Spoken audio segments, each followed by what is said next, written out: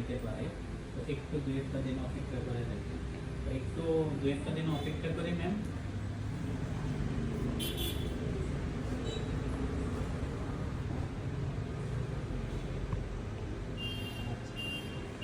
না এমনি আগের বেশি রৌদ্র ছিল, রৌদ্রের পরে তো হয়তো জায়গায় আইসা করছে। এখন একটু আমি আজকের দিনও দেখি, কালকের দিনও দেখি ম্যাম, তারপর একটা সমাধান করে দিই। আচ্ছা, আসসালামু আলাইকুম। জি, আচ্ছা আচ্ছা আচ্ছা, আসসালামু আলাইকুম।